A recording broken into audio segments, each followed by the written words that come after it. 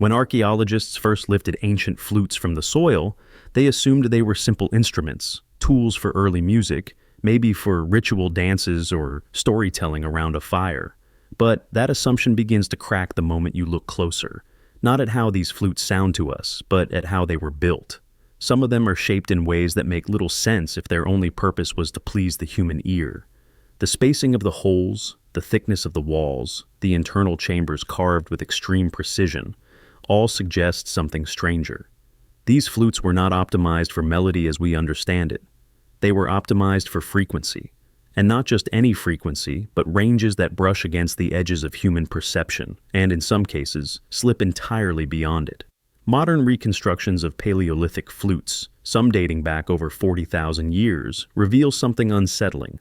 When played with sufficient airflow, they generate harmonic overtones that extend far above the range of normal hearing. These overtones do not disappear just because we cannot hear them. They still exist physically, vibrating the air, passing through bodies, stone walls, animal fur, and bone. To early humans, who lived in an acoustic world far quieter than ours, these vibrations may have been felt as much as heard. A deep hum in the chest, a pressure behind the eyes, a tingling in the teeth and skull. Sound was not entertainment. Sound was an environmental force. What becomes even more curious is where these flutes were often found. Not in open living spaces, but in caves, narrow chambers, and resonant stone corridors. Places where sound behaves differently. Places where certain frequencies are amplified, bent, or sustained far longer than they would be in the open air. When these flutes were played in such environments, the inaudible components would not simply vanish. They would stack, reinforce, and interfere with each other, creating complex standing waves. The cave itself became part of the instrument. Stone became a resonator. The earth became a speaker. Now consider this. Many animals perceive sound very differently from humans. Some hear far higher frequencies. Others sense vibrations through their feet, whiskers, or internal organs. To them, a flute that sounds simple or even dull to a human listener might be overwhelmingly rich, filled with signals, patterns, and modulations.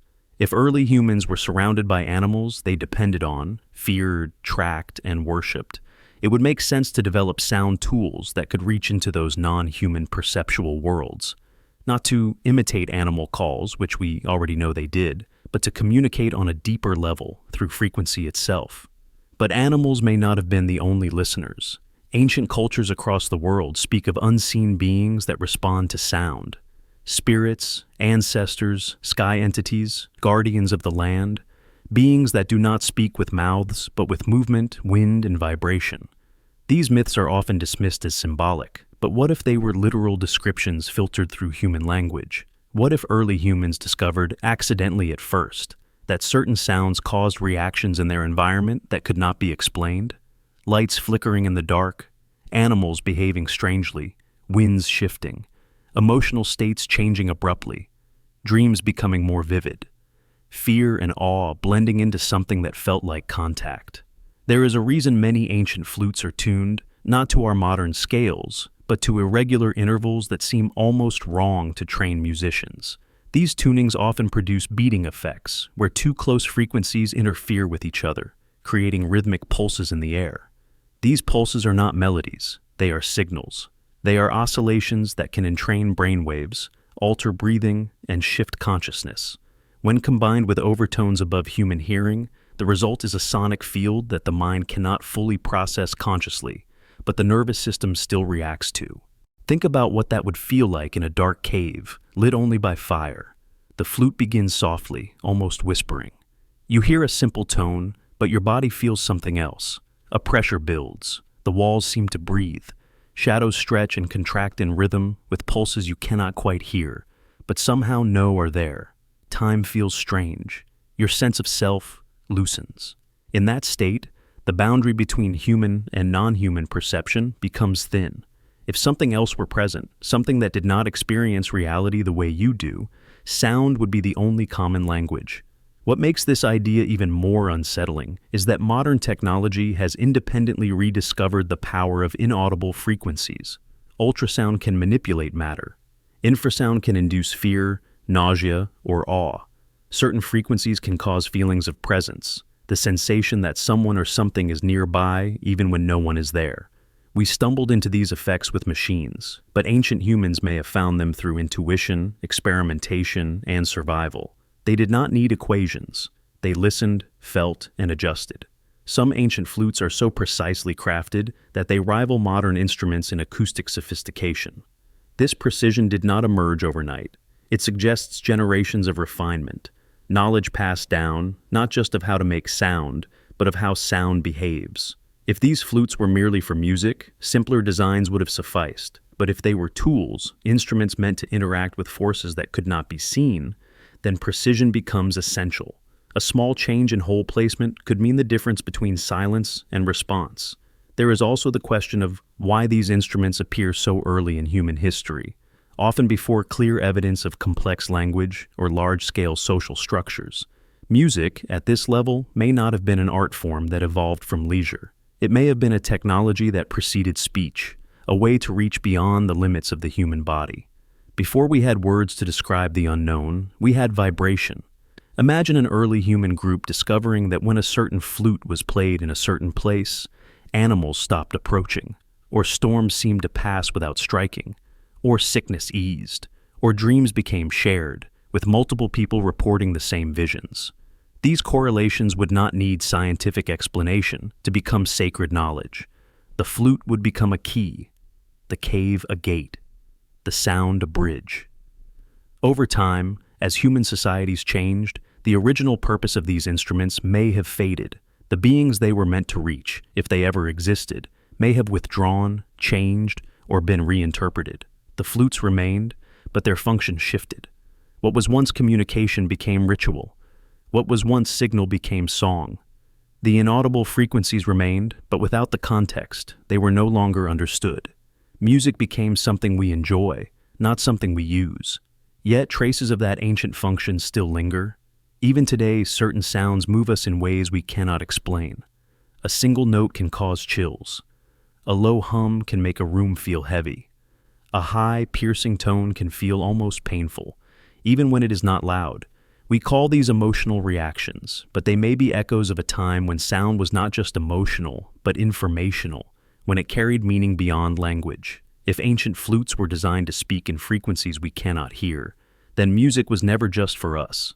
It was a multi-layered signal, part human, part non-human, a conversation we only half understood, even when we were the ones speaking.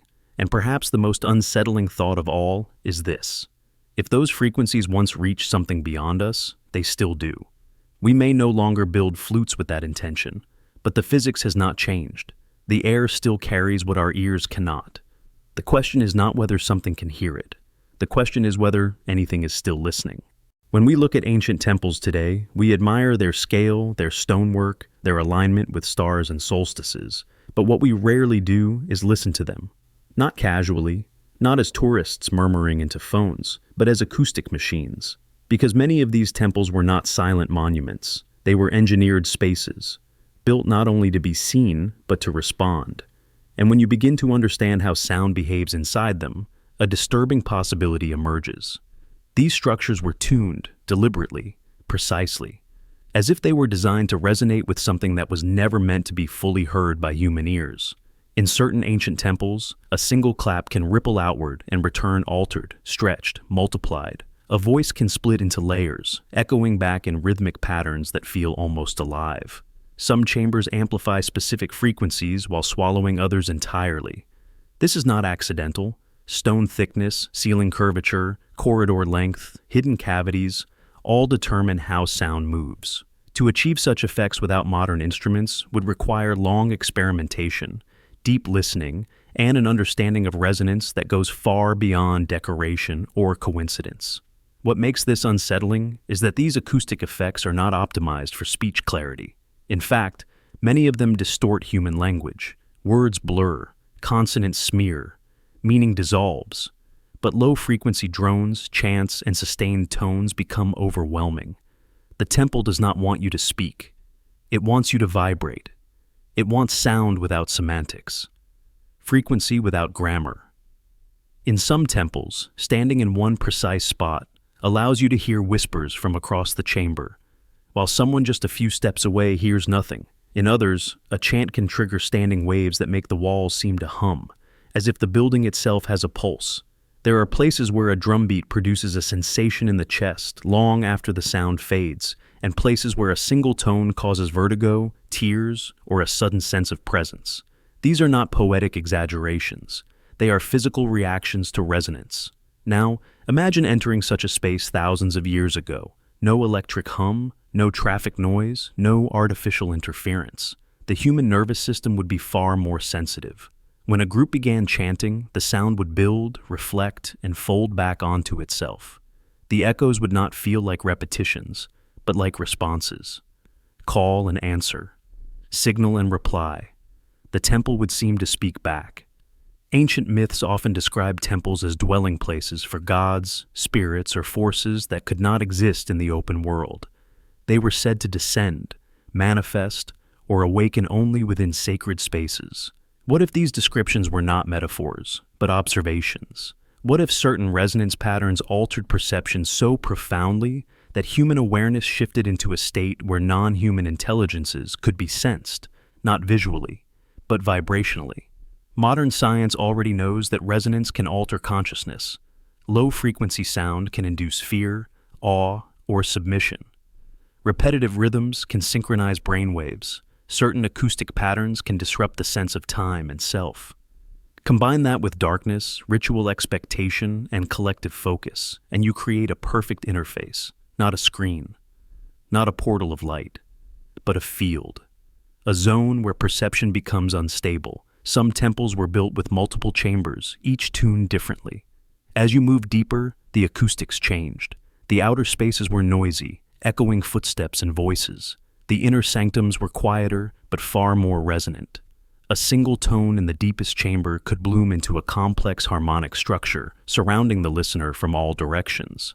This progression mirrors initiation myths, where one moves from the outer world into an inner reality. But acoustically, it also mirrors calibration, as if the human body itself was being tuned step by step to match the resonance of the space. Why would ancient builders invest such effort into invisible effects? Stone temples last for millennia. Music fades in seconds, but resonance lives in the structure. It is encoded. Anyone, at any time, can activate it simply by making sound. This is not art. This is infrastructure. Consider also that many temples are aligned not just astronomically, but geographically, built on specific locations where the ground itself vibrates differently. Places where seismic activity, underground water, or geological formations naturally amplify certain frequencies. The temple does not create the resonance alone. It harnesses what is already there. It acts as an amplifier, a lens for vibration. In ancient stories, gods often descend during chants, drums, or hymns. They respond to sound, not prayer. They appear when the air is filled with vibration. What if these stories preserve a memory of something real, not beings with bodies, but intelligences that exist as patterns? Fields, oscillations, entities that cannot interact with matter directly, but can couple with resonance. To such beings, sound would not be noise, it would be language. If that were true, then temples were not houses for gods.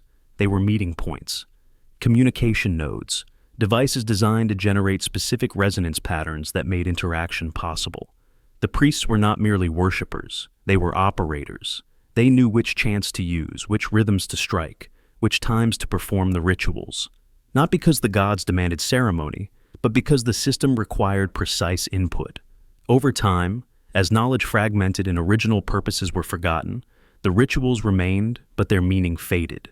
People continued to chant because tradition said so, not because they understood the physics. The echo chambers still worked, but no one knew what they were for anymore. What was once communication became worship. What was once interaction became symbolism. Yet even now, people entering these spaces often report strange experiences. A sense of being watched, sudden emotional release, heightened intuition, altered states of consciousness. These reactions are usually dismissed as psychological or spiritual, but they are consistent, repeatable, triggered by sound and space. The temple does something to the human nervous system whether you believe in gods or not. If ancient temples were tuned to specific resonance patterns, then music and architecture were never separate. They were two halves of the same technology. One produced the signal, the other shaped it. Together, they created an environment where communication with non-human systems, whether natural, artificial, or something else entirely, became possible. And the most unsettling implication is this: these temples still stand. Their resonance patterns are still intact. We walk through them in silence, or speak softly out of respect, never fully activating what they were designed to do. But the moment sound fills those chambers in the right way, the ancient system comes back online. The question is not whether the temples still work. The question is whether we are ready to hear whatever they were built to answer. High in the Tibetan plateau, where the air is thin and the sky feels unnervingly close, sound behaves differently. It travels farther. It cuts sharper. It lingers.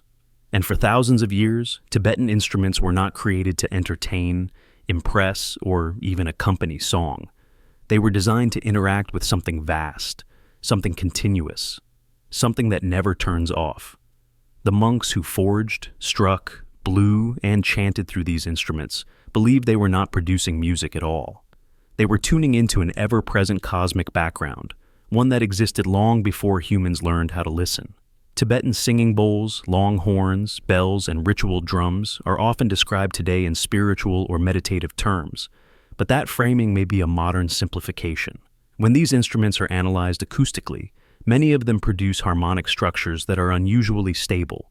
They do not just emit a fundamental tone. They generate layers of overtones that remain mathematically consistent even as the sound decays.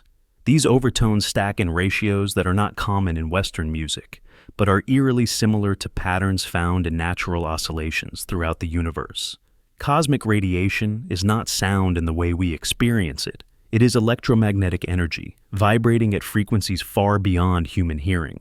But frequency is frequency, regardless of the medium. When scientists convert cosmic background radiation data into audio form, translating waves of energy into sound waves, the result is not random noise. It is structured, layered, pulsing. And when those converted harmonics are compared to the overtone profiles of certain Tibetan instruments, the overlap is unsettling. Tibetan singing bowls, especially older hand-hammered ones, produce multiple tones simultaneously.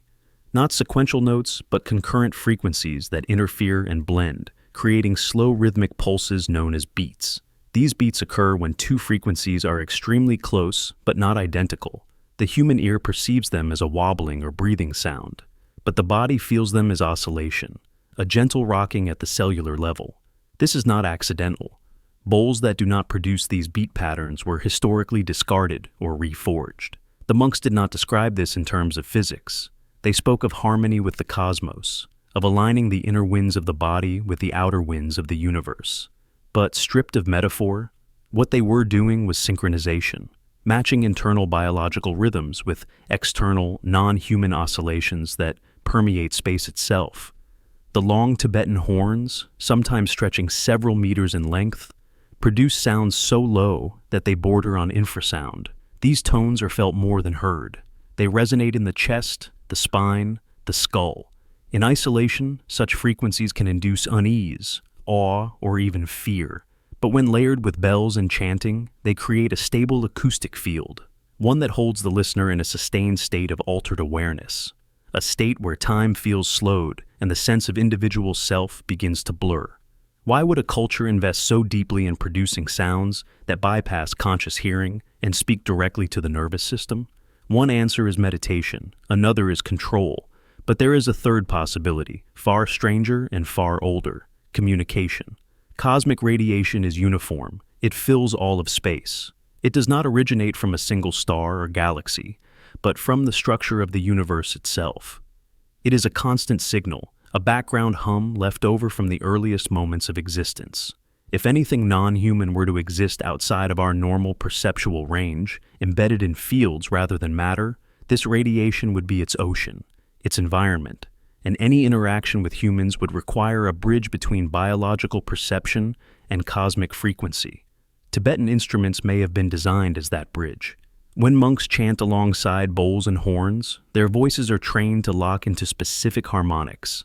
Not melodic beauty, but precision. The chant merges with the instrument until it becomes difficult to distinguish human from metal, breath from vibration. At that point, the sound is no longer localized. It fills the space evenly, as if the room itself is emitting it. This uniformity is critical. Uneven sound scatters. Uniform sound couples. Modern experiments with resonance show that when oscillations are synchronized across a space, they can influence systems within that space more efficiently. Energy transfer becomes coherent. Noise becomes signal. If there were any form of non-human intelligence that existed as a pattern within cosmic radiation, it would not respond to random sound. It would respond to structured resonance that mirrors its own nature. The Tibetan Plateau itself may not be incidental. At high altitude, cosmic radiation is measurably stronger. There is less atmosphere to block it. The monks did not measure this with instruments, but they felt it. They spoke of clearer minds, stronger visions, thinner veils between worlds. Their temples were placed where the sky felt closest, where storms formed suddenly, where the stars seemed sharp enough to cut. In such places, sound does not just move through air. It interacts with charged particles, with subtle electromagnetic conditions, with the body's own electrical activity. Chanting monks often report sensations of light, pressure, or expansion during deep ritual sessions.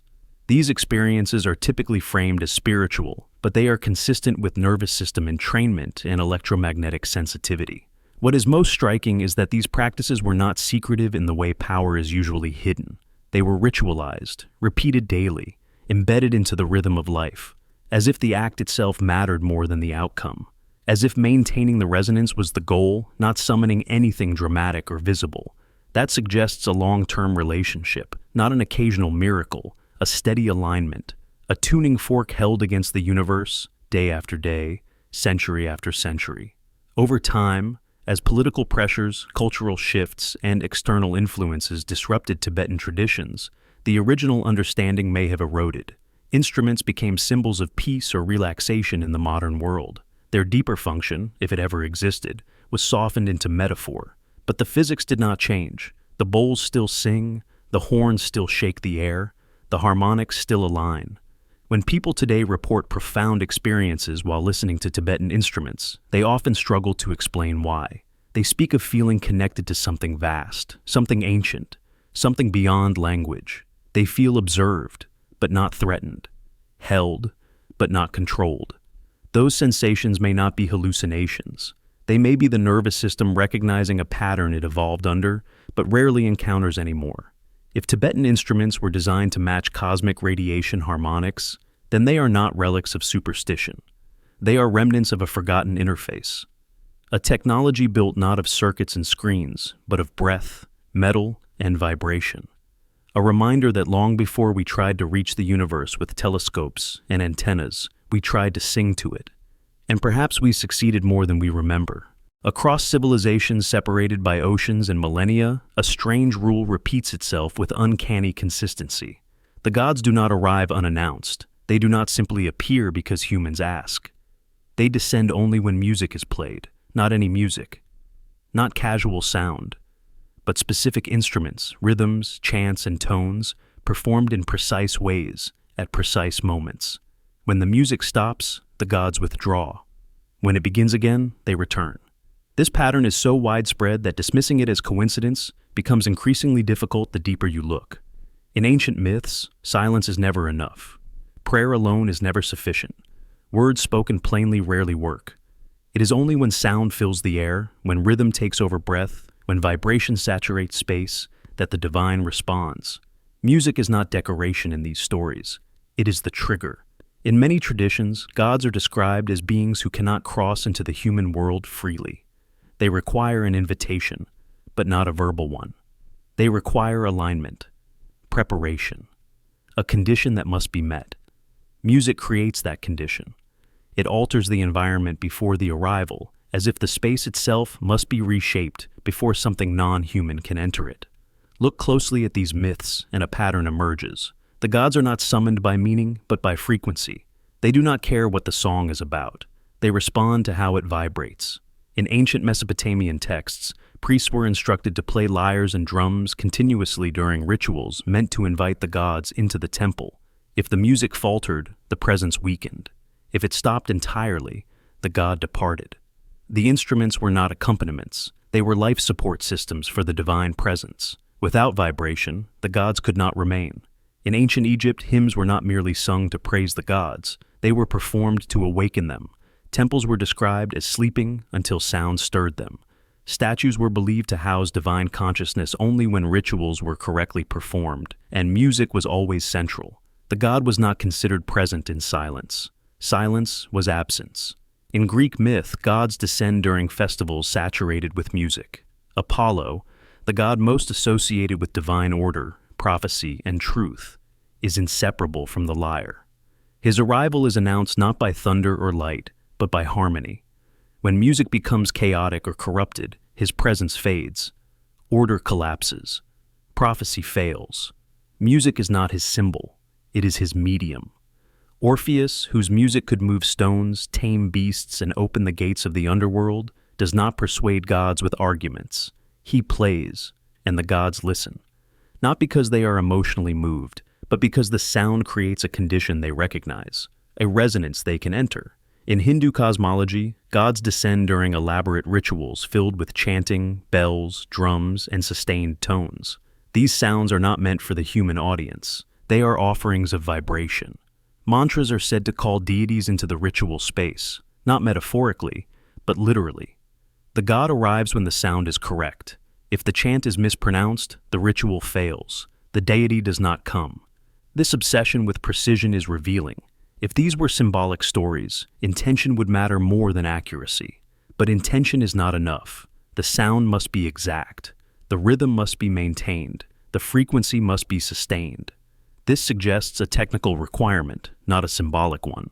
In indigenous traditions across the Americas, Africa, and Australia, spirits are said to dance, descend, or possess only when specific songs are played. The songs are often considered dangerous to sing casually. They are restricted, passed down carefully. Some are believed to summon beings that should not be called lightly. Again, the power is not in belief. It is in execution.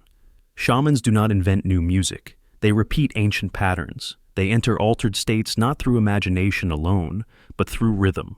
Drums beaten at steady rates induce trance states in both the shaman and the surrounding group. The spirits arrive during these states, speak through the possessed, then leave when the rhythm breaks. The most unsettling detail is that the gods rarely speak directly. They respond through effects. Winds rise, flames behave strangely. People collapse, convulse, or weep. Animals react. The environment shifts. These are not conversations. They are interactions between systems. In myth after myth, gods are described as beings of light, wind, fire, or vibration. They are not solid in the human sense. They are unstable in silence, but coherent in sound. Music gives them structure, rhythm gives them duration. Without it, they dissolve back into whatever realm they came from. This raises a disturbing question. What if music was never meant to impress the gods? What if it was meant to stabilize them?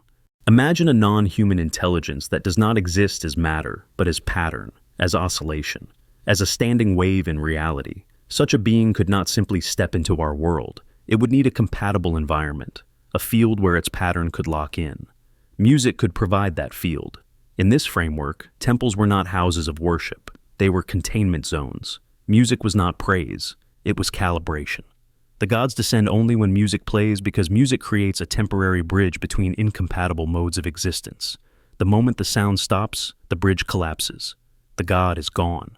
This would explain why myths emphasize continuous music during divine presence, why priests feared interruptions, why silence was dangerous, why mistakes were catastrophic. A wrong note could destabilize the entire interaction. It would also explain why gods often demand music as tribute, not because they enjoy it, but because they need it, like oxygen, like pressure, like temperature. Even the emotional intensity associated with divine encounters makes sense under this lens. Humans exposed to powerful resonance fields experience altered consciousness, fear, awe, dissolution of ego. These are neurological responses to sustained vibration, especially in enclosed spaces. To ancient people, this would feel like the presence of something overwhelming, something beyond human scale. Over time, as civilizations changed, the original understanding of this relationship may have faded. Music became symbolic. Gods became moral authorities. Ritual became tradition. But the structure remained. Music stayed at the center.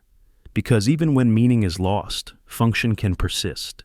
Even today, people report profound experiences during intense musical events. A feeling of unity, a sense of presence, time distortion, loss of self.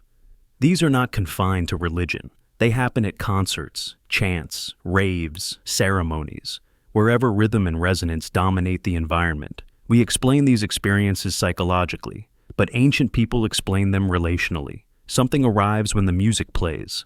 If myths of gods descending only when music played are not poetic exaggerations, but distorted memories of a real phenomenon, then music may be far older than religion, older than language, older than myth itself. It may have been humanity's first interface with the non-human world, not a way to express ourselves, but a way to be heard.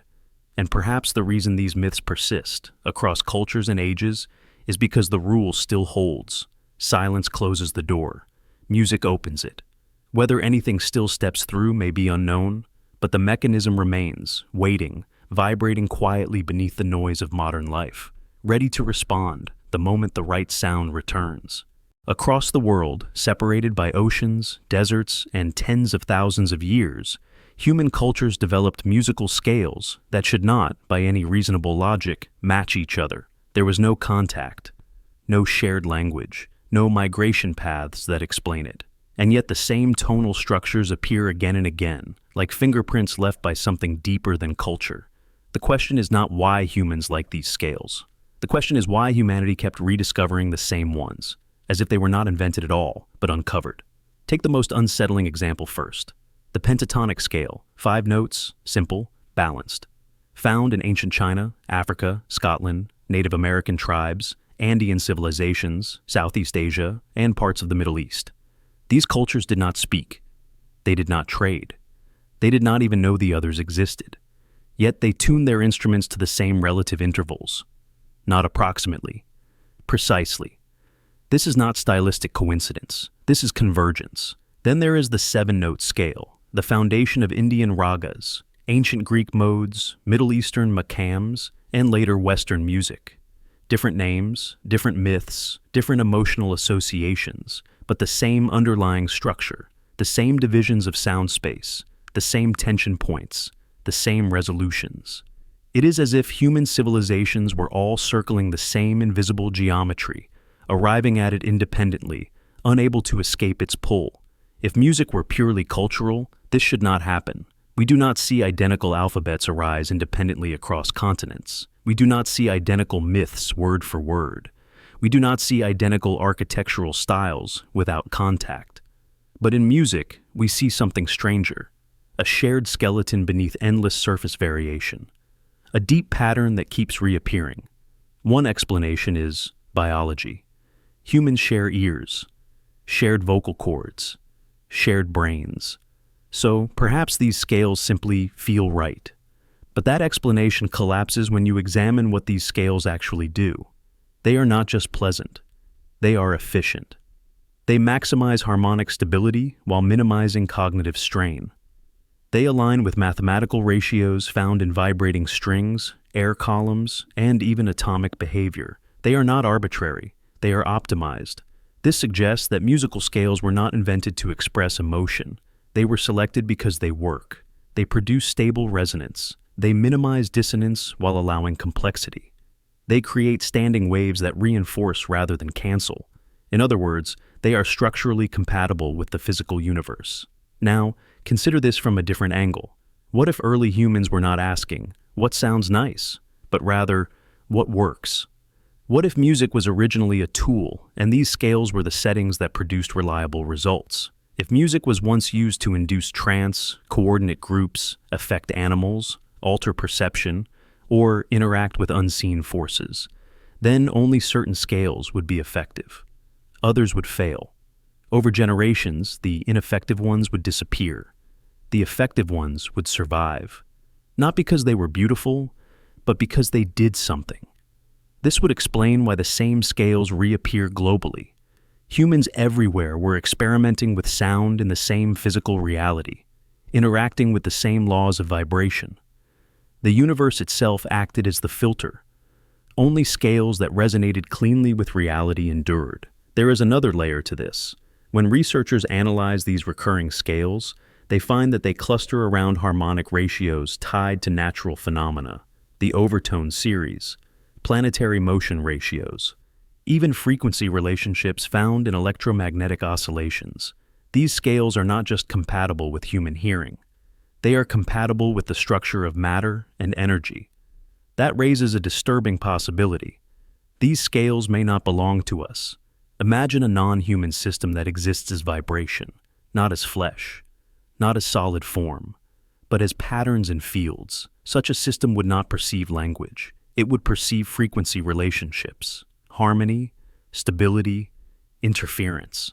To communicate with such a system, humans would need to generate sound structures that mirrored its own internal logic. Random noise would be meaningless. Arbitrary scales would be ignored. Only specific patterns would register. If early humans stumbled upon these patterns through trial and error, they would keep them. They would ritualize them. They would encode them into myth and tradition, not knowing why they worked, only that they did. This could explain why certain scales are considered sacred across cultures, why some notes are forbidden, why others are believed to heal, summon, or destroy. These beliefs may be echoes of a time when sound was treated as a force, not an art. It also explains why these scales often appear alongside strict rules. In Indian music, ragas must be played at certain times of day. In Middle Eastern traditions, maqams carry specific emotional and spiritual effects. In ancient Greece, modes were believed to shape morality and behavior. These are not poetic exaggerations. They are attempts to describe consistent, repeatable effects that people observed but could not scientifically explain. The most unsettling detail is that these scales are resilient. Even when cultures change, instruments evolve, religions collapse, the same tonal frameworks resurface. They survive conquest. They survive suppression. They survive modernization, as if they are not cultural artifacts, but attractors, deep grooves in the sound space of reality that human music inevitably falls into. If that is true, then music is not something we invented. It is something we discovered. And musical scales are not creative choices. They are coordinates. Coordinates in what? Possibly in a perceptual interface shared by more than just humans. If music was originally a means of communicating with non-human beings, then these globally repeating scales may represent the only language that worked, the only frequencies that crossed the boundary. Everything else faded into noise. Over time, the original purpose may have been forgotten. Music became art. Scales became tradition. The tool became decoration. But the structure remained because it is anchored in something deeper than memory. Even today, when people hear music based on these ancient scales, they often report similar reactions, regardless of culture. Calm, tension, release, trance, a sense of meaning without words. This universality is not accidental. It suggests that these scales interact with something fundamental in the nervous system, something older than language, older than culture, perhaps older than humanity itself. If musical scales repeat globally with no contact between cultures, then either human creativity is far less free than we think, or something else guided our hands, our ears, our instincts, something that responds to harmony, something that recognizes structure. And if that something still exists, still embedded in the fabric of reality, then every time we play these ancient scales, we may be doing more than making music. We may be activating an interface that was never meant to be forgotten, not calling gods by name, not summoning spirits with belief, but speaking the only language that ever crossed the divide: frequency. When archaeologists open ancient tombs, they expect certain things: weapons for protection in the afterlife, armor to signal power, tools to assert dominance even beyond death. And often, those expectations are met. But again and again, across civilizations that never met, something far stranger appears beside rulers, kings, shamans, and emperors.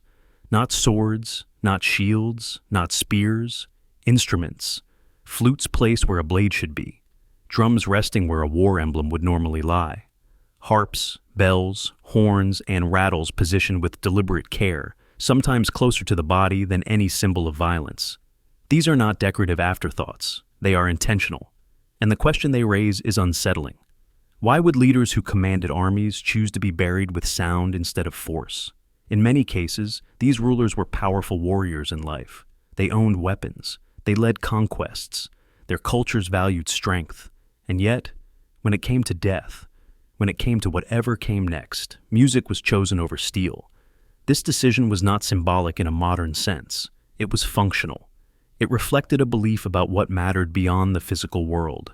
In ancient Mesopotamia, royal graves contained lyres, crafted with extraordinary care, inlaid with precious metals and stones. These were not casual instruments. They were complex, tuned devices. Some were buried intact, others deliberately broken, as if their purpose had been fulfilled. Nearby, weapons were sometimes absent entirely. The message is clear. Power in the next realm was not enforced, it was accessed. In ancient China, rulers were buried with sets of bells and stone chimes, each precisely tuned. These instruments were heavy, difficult to transport, and useless for entertainment alone. They were sound systems, capable of producing exact frequencies on command. Their placement in tombs suggests they were needed beyond death, not as art, but as tools. In pre-Columbian civilizations of the Americas, flutes and whistles were often found alongside elites, while weapons were reserved for warriors of lower rank.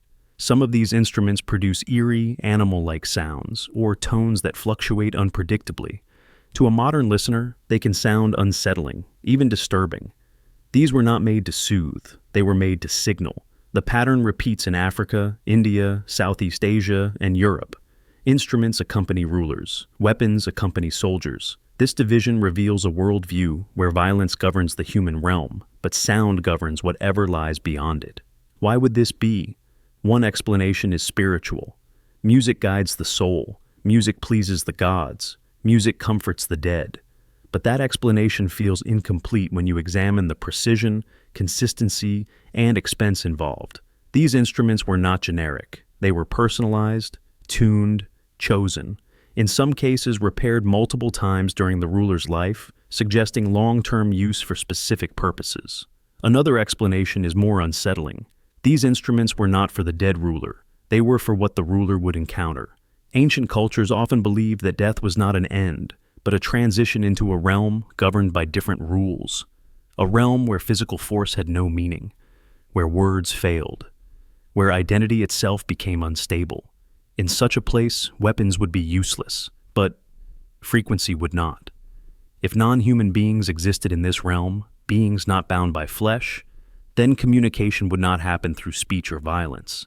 It would happen through resonance, through vibration, through pattern. Sound would not be art. It would be language. In this context, burying a ruler with instruments makes sense. These were not symbols of leisure. They were credentials, tools of access, proof that the ruler knew how to operate within a different system of power. Some myths even hint at this directly. Rulers are described as musicians, chanters, or masters of sacred sound. Their authority is tied not just to bloodline or conquest, but to their ability to maintain cosmic order through ritual sound. When they die, that responsibility does not end. It continues elsewhere. The absence of weapons in these burials is not a sign of peace. It is a sign of irrelevance. Violence does not cross the boundary. Frequency does. There is also the question of placement. Instruments are often positioned near the mouth, chest, or hands, places associated with breath, heartbeat, and action. Weapons, when present, are often placed farther away, sometimes even outside the main burial chamber.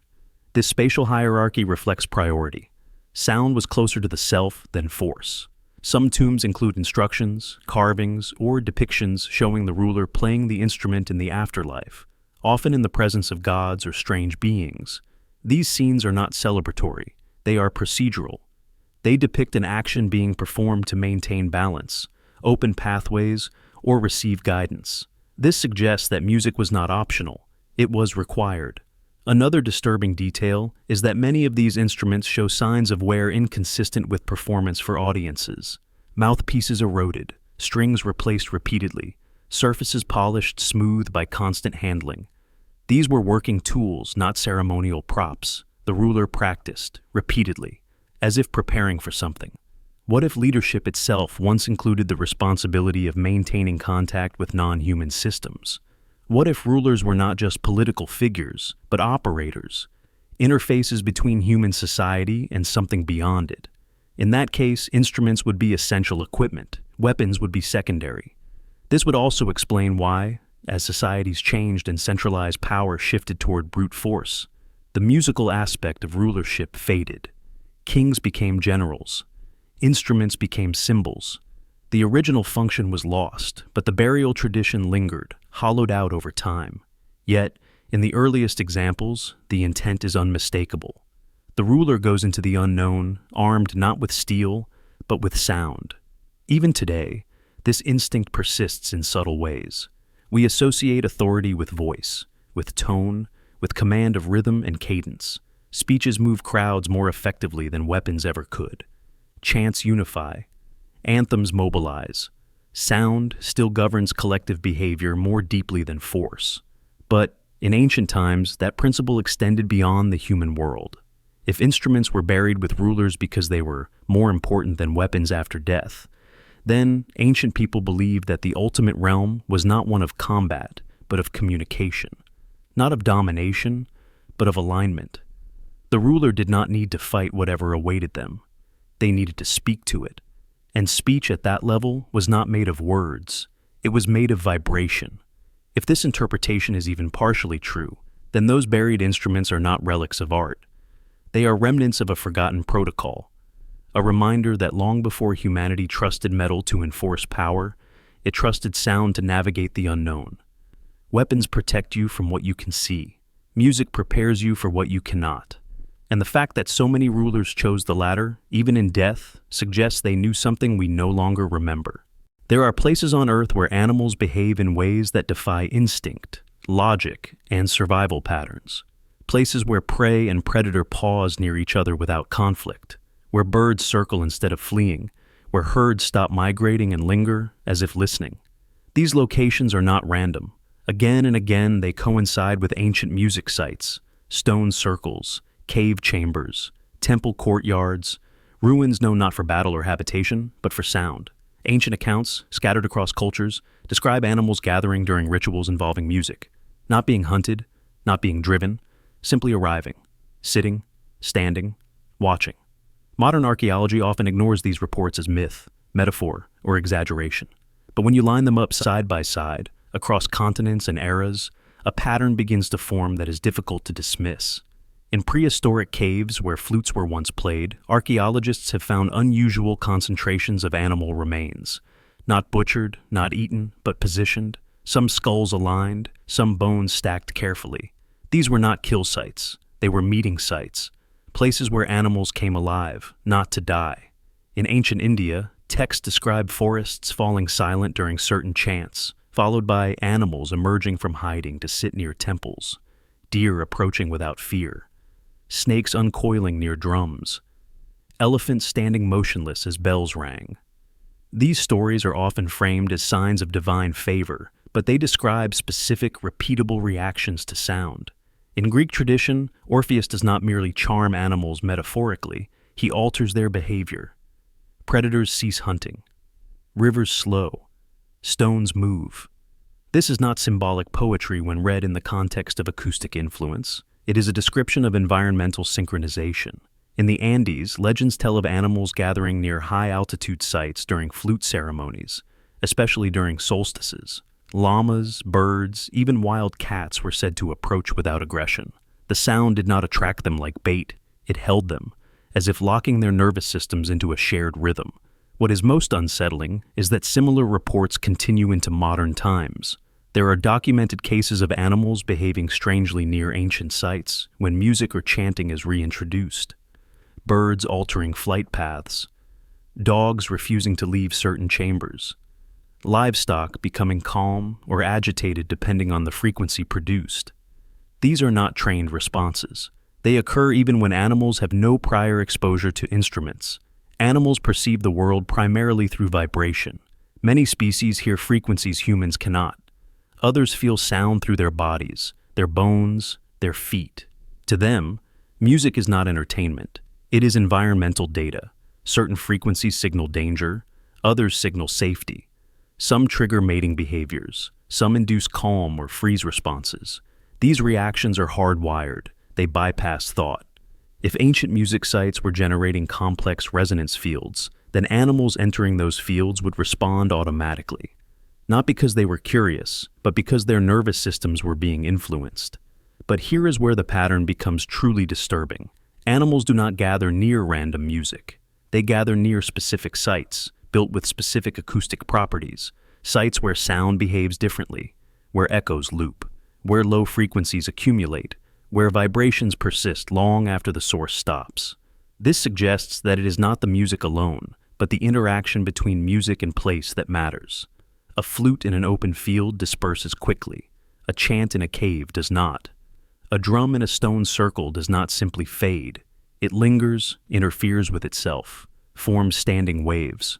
To an animal, this creates a zone of altered sensory input, a pocket of reality that feels different.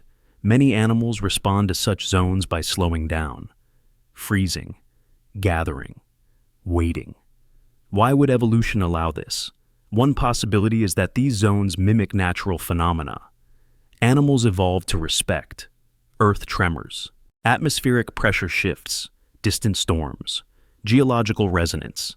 In such moments, animals gather or pause because movement becomes dangerous. Stillness becomes survival. Another possibility is more unsettling. These zones may signal the presence of something that overrides normal territorial behavior, a shared external influence that temporarily suspends instinctual hierarchies. Predators and prey gathering peacefully is not peace, it is interruption. Ancient people noticed this. They saw animals behaving in ways that broke the rules of nature, and they associated those moments with music. In many traditions, animals are said to be the first to sense the arrival of gods or spirits. They react before humans do. They gather, flee, or freeze. If music was used to open or stabilize some kind of non-human presence, animals would detect it first. Their senses are tuned to fields humans barely register.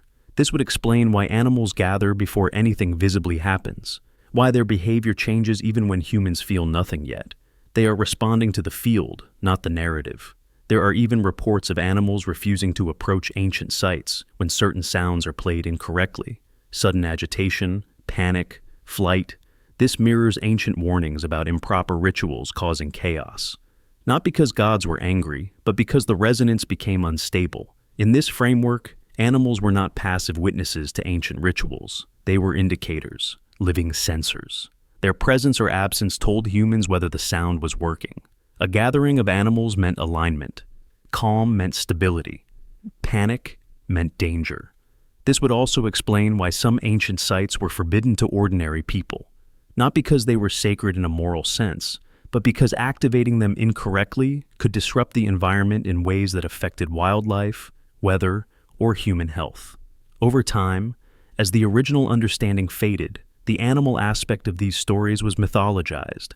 Animals became symbols, messengers, omens, but originally they may have been something far more practical: feedback. Even today, animals behave strangely around low-frequency industrial noise, seismic activity, and electromagnetic disturbances. They gather, they flee, they act irrationally. But these reactions are early warnings of environmental shifts humans cannot yet detect. Ancient humans did not have instruments to measure resonance. They watched animals instead. If animals gathered near ancient music sites, it was not because they loved music. It was because the sound created a field their bodies recognized as significant, a threshold, a signal that something fundamental in the environment had changed. And if animals responded this way consistently, generation after generation, then humans would come to associate those places with power, with contact, with events that altered reality. Music became the key, not because humans chose it, but because animals confirmed it. The most haunting implication of all is this: if animals once gathered near ancient music sites because something non-human was interacting with the environment, and if those sites still exist, then animals may still sense things there that humans no longer notice. When birds circle ruins, when dogs refuse to enter certain chambers, when livestock behaves unpredictably near old stone structures, we explain it away as coincidence. But ancient people would have listened. They would have stopped. They would have played the music, and they would have watched the animals to see who or what was about to arrive. To reduce turbulence, researchers introduced carefully tuned waves. These waves suppress destructive modes and reinforce stable ones. In effect, they calm the plasma. That sentence should give you pause. Calming plasma with waves. If plasma makes up the majority of the universe, then the universe itself is not a static machine. It is a resonant system, one that responds to pattern rather than force. Ancient people may have sensed this without understanding it. When they played instruments in temples aligned with the sky, when they chanted beneath auroras, when they used sound during eclipses and solstices, they were not trying to entertain the gods. They were interacting with the most fundamental state of matter they knew existed, even if they had no name for it. This reframes the idea of music communicating with non-human beings in a profound way. What if the non-human beings were not entities in the mythological sense, but organized energetic systems? Plasma structures, field intelligences, patterns that persist not because they are alive like us, but because they are stable in resonance? In such a universe, communication would not be linguistic. It would be harmonic. You would not speak to it. You would tune to it. NASA's work unintentionally supports this idea by showing that plasma does not respond to randomness. It responds to structure, to timing, to coherence. Exactly the qualities ancient ritual music emphasized. This also explains why volume was often less important than precision. A quiet chant in the right space could be more powerful than a loud noise in the wrong one, because resonance is not about force, it is about fit. When plasma waves lock into harmony, they can persist for long durations. They can carry information. They can interact across distances. When people hear the phrase plasma responding to harmonic tones, it sounds like science fiction, as if sound itself were whispering commands to matter, as if the universe could hear. But when modern space physics began studying plasma seriously, researchers encountered something that quietly unsettled long-held assumptions. Plasma does not behave like solid matter. It does not behave like gas. And it certainly does not behave like something indifferent to vibration. Plasma responds to patterns, to waves, to resonance. And once you understand that, ancient myths about sound influencing the cosmos begin to feel far less absurd. Plasma is the most common state of matter in the universe. Stars are plasma. Solar winds are plasma. Auroras are plasma. Vast filaments stretching between galaxies are plasma. Even the space surrounding Earth is not empty, but filled with charged particles constantly interacting with electromagnetic fields. This means that the universe is not silent. It is oscillating. NASA missions studying space plasma were not looking for music in the cosmos. They were looking for stability, predictability, and equations. But what they found, again and again, was that plasma organizes itself into waves, standing waves, harmonic oscillations, rhythmic structures that repeat across scales, from laboratory chambers to solar systems. In controlled experiments and space observations, plasma has been shown to respond strongly to specific frequencies. Introduce the wrong frequency and the plasma becomes chaotic, unstable, violent. Introduce the right frequency and it self-organizes. Filaments straighten. Turbulence reduces. Energy flows coherently instead of destructively. This is not metaphor. This is measurable behavior. Plasma supports what physicists call plasma waves. These waves can interact, combine, interfere, and lock into stable harmonic patterns. Once locked, the plasma behaves as if it is listening, as if it prefers certain rhythms over others, not because it has awareness, but because resonance is the language of charged matter. Here is where things become unsettling. When plasma waves are translated into sound for analysis, they often resemble musical structures. Pulses, rising and falling tones, layered harmonics. NASA scientists routinely convert electromagnetic plasma data into audio to detect patterns the human ear can recognize faster than graphs. And what emerges from these translations is not random noise. It is structured, repetitive, sometimes eerily musical. This is not because space is singing to us. It is because sound and plasma waves are mathematically related. They are different expressions of oscillation, different mediums, same logic. And that logic is ancient. If plasma responds to harmonic input, then sound, or more accurately frequency, is not just a human sensory phenomenon, it is a universal organizing principle. The same mathematics that governs a vibrating string governs a plasma filament, stretching millions of kilometers through space. Now, consider what this implies for early human intuition. Ancient people did not know what plasma was. They did not know about charged particles or electromagnetic fields, but they lived under auroras. They watched lightning split the sky. They saw the sun as a living force. They felt the earth hum during storms. They experienced a world where vibration clearly mattered. If they discovered that certain sounds produce consistent effects in the environment, even subtle ones, they would not need equations to take that seriously. They would remember. They would repeat. They would ritualize. What modern science calls resonance, ancient cultures called harmony. NASA's discoveries show that plasma can be stabilized or destabilized by a wave input.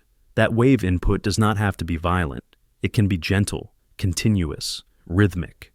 This directly mirrors ancient descriptions of sound as a means of maintaining cosmic order.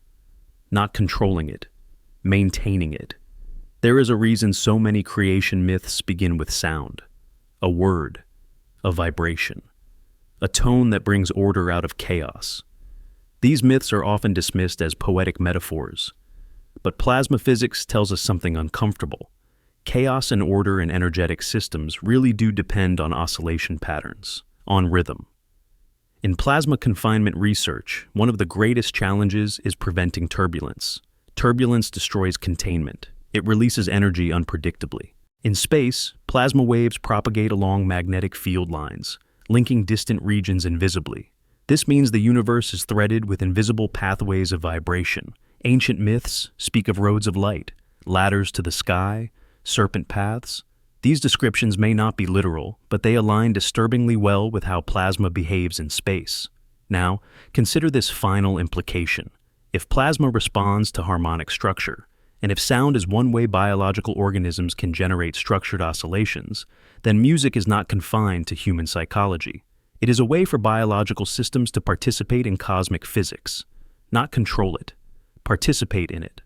That is a very different relationship with reality than modern thinking allows. NASA did not set out to validate ancient ideas, but by revealing a universe governed by resonance, oscillation, and harmonic stability, it has unintentionally reopened a door humanity once walked through instinctively, a door where sound was not art, it was alignment. And if the universe still behaves this way, if plasma still organizes itself around harmony, then the ancient question returns with unsettling clarity. When humans first learned to make music, were we expressing ourselves? Or were we learning how to speak to a universe that was already vibrating, waiting for patterns it recognized? In the modern world, power is usually associated with weapons you can see, missiles, drones, surveillance systems. But quietly, away from public attention, a different category of research has been accelerating. Research into sound. Not music as art, not audio as communication, but sound as influence, sound as control. Sound as a way to interact with human biology, environments, and even matter itself. And what is most unsettling is not that governments are interested in sound wave manipulation. It is how deeply this interest echoes ideas that ancient civilizations seem to understand instinctively. For decades, sound was considered harmless, a byproduct of machines, a nuisance to be regulated. But as neuroscience, physics, and military research advanced, it became clear that sound is not passive. It penetrates the body. It bypasses conscious filters. It alters brain activity, heart rate, breathing, emotional state, and perception of reality itself. Unlike visual stimuli, which can be ignored by closing the eyes, sound enters whether you consent or not. It is invasive by nature. This realization triggered a shift. Governments began asking not how loud sound could be, but how precise it could become. One of the earliest areas of interest was crowd control. Instead of bullets or batons, sound could disperse, immobilize, or psychologically overwhelm groups without visible injury. Low-frequency sound waves were found to induce anxiety, disorientation, nausea, and fear. High-intensity directional sound could cause pain so severe it forced compliance, even at a distance. These effects were not symbolic. They were measurable physiological responses. But crowd control was only the beginning. As research deepened, it became clear that specific frequencies could influence the brain in targeted ways. Certain rhythms could entrain brain waves, nudging neural activity towards states associated with fear, calm, aggression, or dissociation. This process, known as neural entrainment, does not require belief.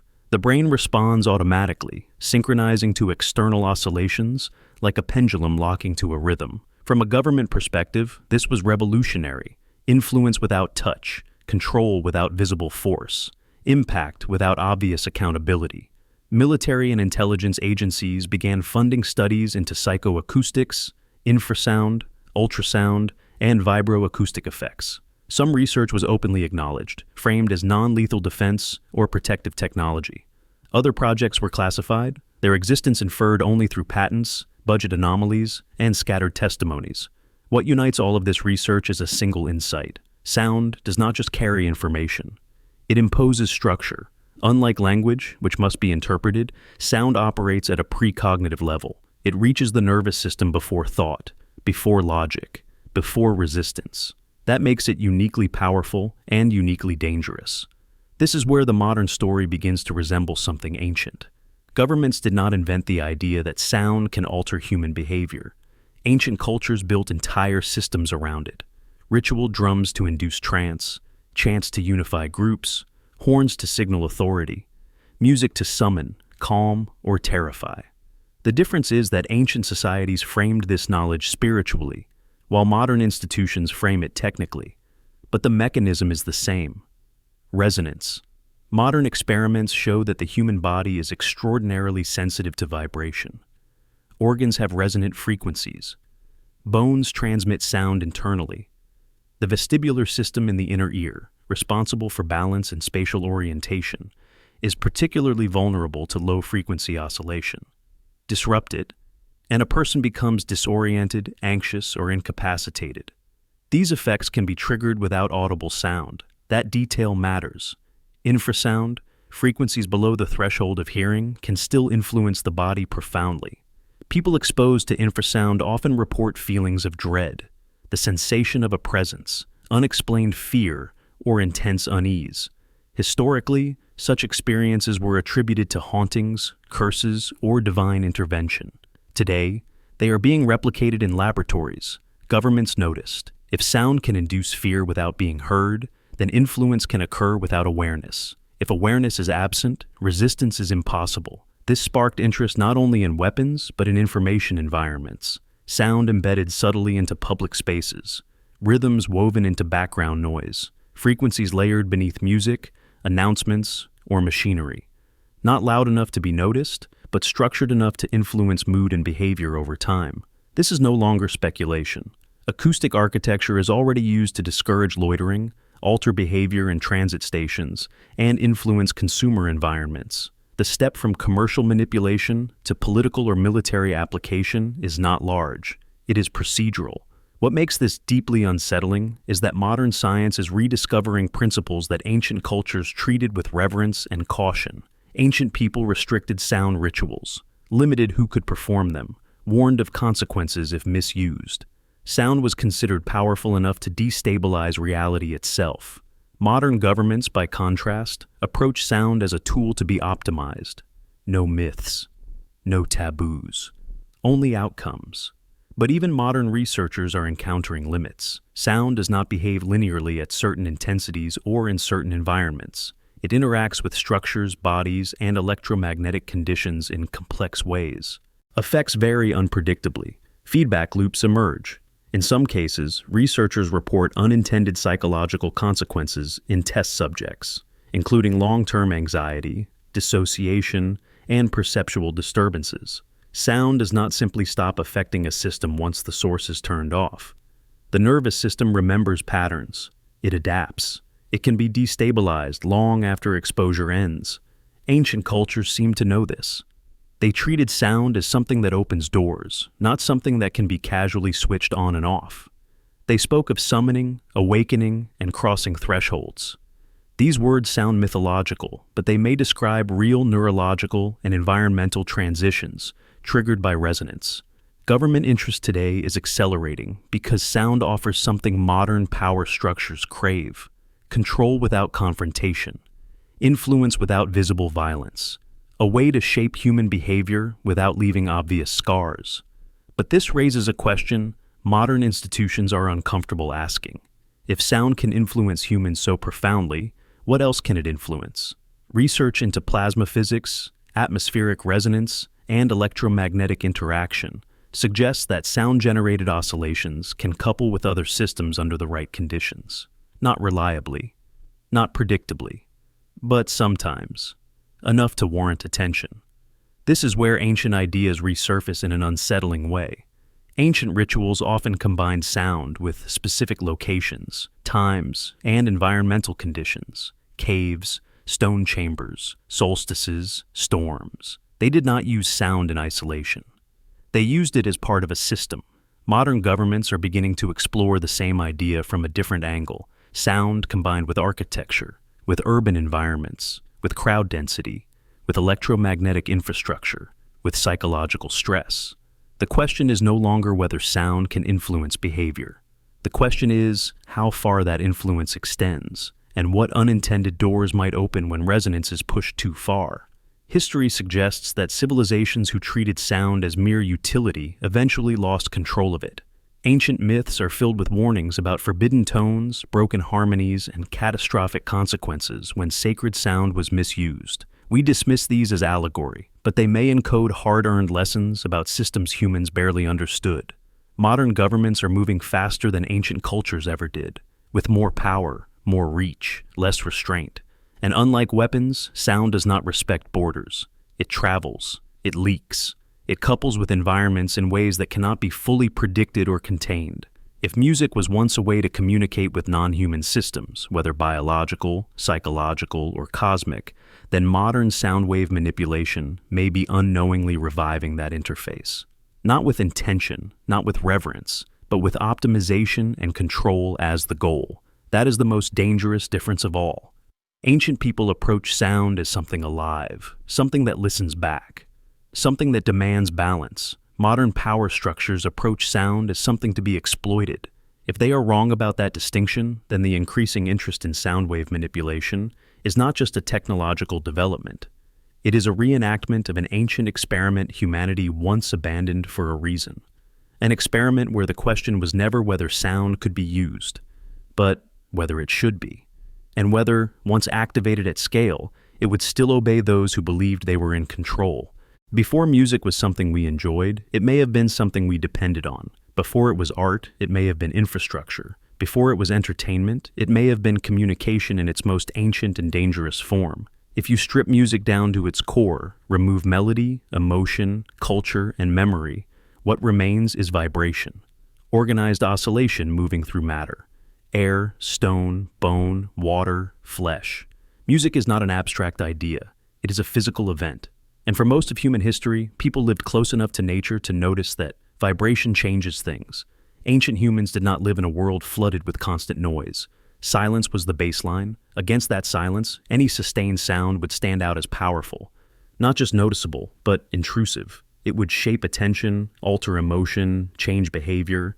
Music was not something you put on in the background. It was something that took over the environment. In such a world, sound would never be neutral. Early humans learned very quickly that sound carries farther than sight. It bends around obstacles. It travels through darkness. It reaches what cannot be seen. A voice shouted into the night might receive no answer, but a rhythm beaten on stone might return as echoes, patterns, responses. The world talked back through sound long before it did through language. This is where the idea of music as communication begins to make more sense than music as entertainment. Entertainment assumes leisure. It assumes surplus time, safety, and detachment. But the earliest musical instruments appear in contexts of survival, ritual, and power. They are found in caves, burial sites, temples, and remote landscapes. Not theaters, not homes, not places of rest. The first flutes were not optimized for catchy melodies. Many produce unstable tones, overlapping harmonics, frequencies that feel uncomfortable rather than pleasing. Early drums were not subtle. They were loud, repetitive, relentless. Early chants were not lyrical. They were sustained, monotonic, exhausting.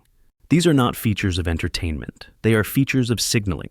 Consider how humans communicate when words are useless. We use tone, rhythm, repetition. We shout, we hum, we chant. Infants respond to cadence long before meaning. Animals respond to vibration without understanding intent. Sound bypasses interpretation and goes straight to the nervous system. That makes sound ideal for communication across boundaries. Boundaries between tribes, between species, between states of consciousness, possibly between modes of existence. Ancient myths across cultures insist that music reaches where words cannot. Gods do not listen to speech. They listen to song. Spirits do not respond to commands. They respond to rhythm. The dead are not called by name. They are called by tone. This consistency is not accidental. It reflects a shared understanding that sound operates in domains language cannot enter. If music were primarily entertainment, there would be no need for precision, no need for restriction, no need for fear. But ancient cultures treated music with caution. Certain songs could not be played casually. Certain rhythms were forbidden. Certain instruments were restricted to priests, shamans, or rulers. Mistakes were believed to have consequences. Entertainment does not require warnings. Communication does, especially communication with something that can respond unpredictably. In many traditions, music is described as opening gates, thinning veils, awakening forces, summoning presences. These phrases sound metaphorical to modern ears, but they may be attempts to describe altered perception and environmental feedback caused by sustained resonance. When the human nervous system is driven into certain states by rhythm and frequency, reality feels different. Time distorts. Boundaries blur. The sense of self weakens. The world feels inhabited. To ancient people, this would not feel internal. It would feel external, something arriving, something interacting. And here is the critical distinction. Entertainment is passive. You consume it. Communication is interactive. You send a signal and wait to see what happens. Ancient music was interactive. People watched for responses, changes in weather, animal behavior, emotional shifts in the group, visions, dreams, trance, silence breaking differently, echoes behaving strangely. These were not imagined outcomes. They were feedback. Music was played to ask questions the world could not answer in words. Should we move here? Is this place safe? Is something watching? Have we angered something unseen? Are we aligned or out of balance? Music did not give verbal answers. It produced conditions under which answers could be felt. That is not art. That is interface. Over time, as human societies grew more complex, the original purpose of music may have fractured. Some music remained functional, tied to ritual, governance, warfare, and healing. Other music drifted toward expression and pleasure. Eventually, the entertainment branch dominated because it was safer, easier, less demanding. Communication with the unknown carries risk. Entertainment does not. But traces of the older function never disappeared. Even modern people, surrounded by noise, still respond to music in ways that defy logic. A certain rhythm can induce trance. A certain drone can produce anxiety or awe. A certain harmony can feel meaningful without explanation. These reactions are automatic. They bypass culture. They bypass belief. That suggests the mechanism is older than culture, older than myth, older than conscious intention. If music were merely entertainment, it would not need architecture. It would not need caves tuned to echo, temples built to resonate, stone circles aligned to amplify sound. It would not need cosmic timing. Solstices, eclipses, specific hours of the day. These constraints make no sense for pleasure. They make perfect sense for transmission. Imagine early humans discovering that when sound was produced in a certain place, at a certain time, something changed. The group felt unified. Fear subsided. Visions occurred. Animals gathered. Weather shifted. Even if these effects were inconsistent, even if they were rare, they would be remembered, repeated, codified. Over generations, the why might be forgotten, but the how would remain. This is how ritual is born, not from imagination, but from pattern recognition. Eventually, language evolved, tools improved. Weapons gave humans a sense of control over the visible world. Communication with the unseen became less urgent, less reliable. Music drifted into storytelling, celebration, identity, entertainment, but the deep structure remained. That is why music still feels powerful even when stripped of meaning. That is why people speak of being moved by sound, as if something external acted on them. That is why silence after music can feel heavy, charged, unfinished. Communication always leaves residue. Entertainment ends cleanly. There is another unsettling angle to this question. If music was originally communication, who was it for? Animals respond to sound, but they do not require complex harmonic systems. Humans respond to sound, but we can communicate verbally. That leaves a gap, a category of listener that perceives pattern, not meaning, frequency, not words, stability, not emotion, something non-human. This does not require gods in a mythological sense. It could mean environmental systems, biological feedback loops, atmospheric conditions, plasma behavior, collective human nervous systems syncing into a single state, or something more exotic that ancient people could not define but could experience. What matters is that music behaved as if it had an audience beyond the individual. When ancient cultures played music, they did not ask, "Do we like this?" They asked, "Did it work? Did the hunt succeed? Did the storm pass? Did the illness fade? Did the vision come? Did the animals respond? Did the space feel different?" Entertainment does not require results. Communication does.